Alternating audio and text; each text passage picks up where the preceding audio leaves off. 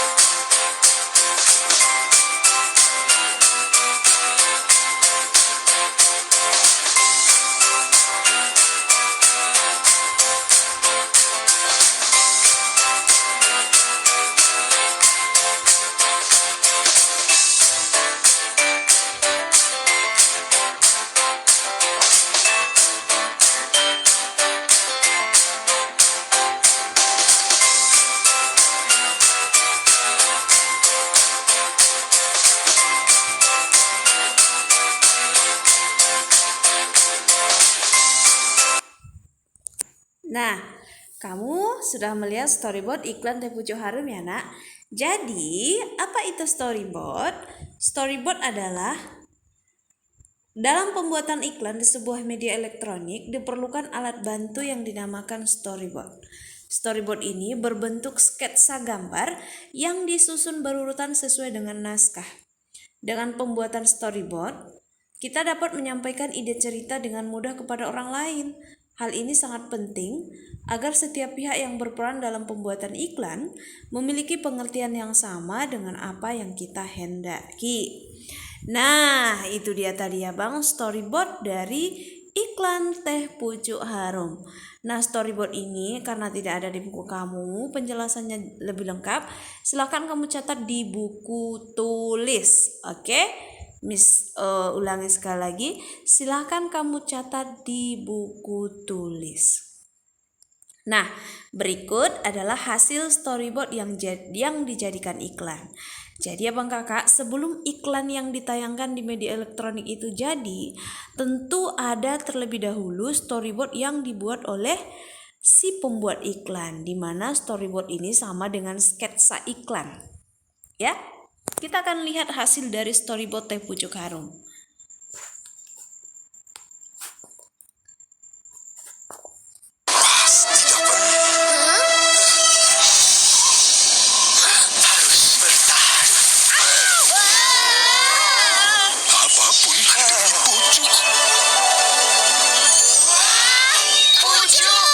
Makan ya? Saya.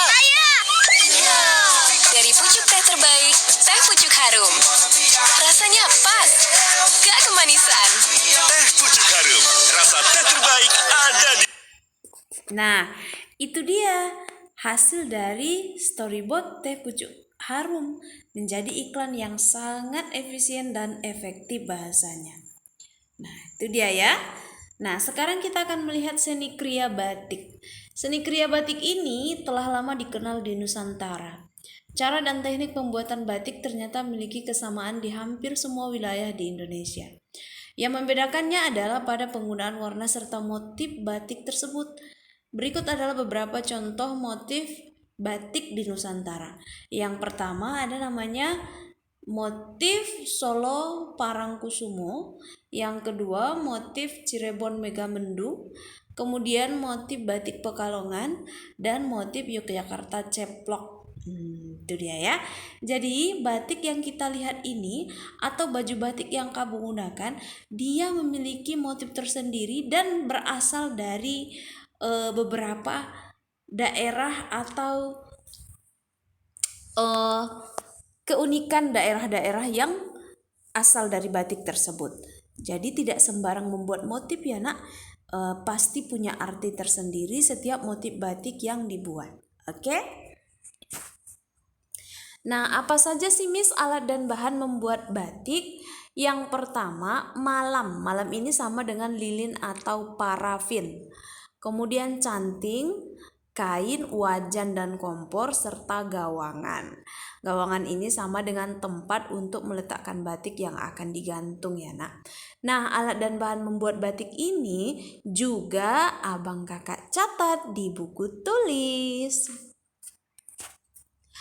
Oke, nah sekarang kita akan melihat teknik membatik.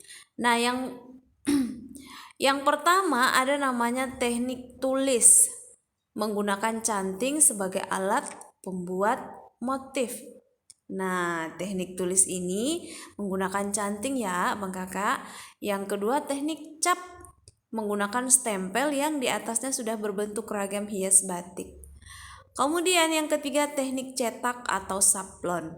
Selain memiliki teknik pembuatan batik, motif batik juga menyimpan makna tersendiri. Misalnya motif batik Parang Rusak yang memiliki makna pertarungan antara manusia melawan kejahatan dengan cara pengendalian diri yang dapat membentuk manusia menjadi mulia dan bijaksana. Oke abang kakak. Nah, jadi teknik membuat batik itu ada 3. Yang pertama ada namanya teknik tulis. Contohnya ini dia. Jadi dia menggunakan canting untuk menulis batik. Kemudian yang kedua teknik cap. tinggal mencap-cap di mana pada kain tersebut sudah dibuat terlebih dahulu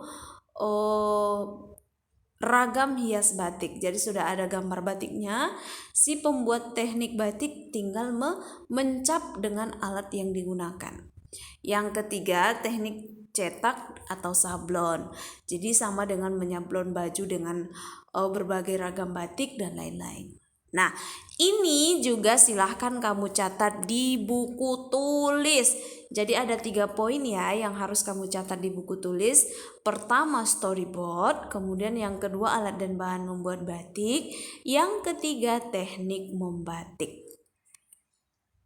Nah, di dalam Al-Quran Surah Qasas ayat 77 Allah sudah menjelaskan, dan carilah pahala negeri akhirat dengan apa yang telah dianugerahkan Allah kepadamu, tetapi janganlah kamu lupakan bagianmu di dunia dan berbuat baiklah kepada orang lain, sebagaimana Allah telah berbuat baik kepadamu. Dan janganlah kamu berbuat kerusakan di bumi, sungguh Allah tidak menyukai orang yang berbuat kerusakan. Nah, itu dia ya nak. Jadi apapun yang ada di muka bumi ini yang sudah diciptakan Allah, maka berbuat baiklah, sehingga nanti perbuatan baik kita itu akan dibalas oleh Allah dengan perbuatan baik pula. Oke, thank you for watching my video. Terima kasih sudah menonton video Miss dari awal sampai akhir. Miss harapkan tetap semangat belajar di rumah bagi anak-anak Miss yang daring, dan bagi anak-anak Miss yang PTM tetap semangat belajar walaupun kondisinya masih nuansa yang masih ada COVID ya nak. Semoga COVID ini segera berlalu dan kita bisa belajar sebagaimana mestinya kita dari pagi sampai sore. Oke, terima kasih banyak. Jangan lupa jaga kesehatan dan jangan tinggalkan sholat 5 waktu ya nak. Dan jangan lupa subscribe YouTube channel Miss supaya Miss bisa membuat video-video yang lebih menarik lagi. Oke abang kakak, terima kasih banyak. Assalamualaikum warahmatullahi wabarakatuh.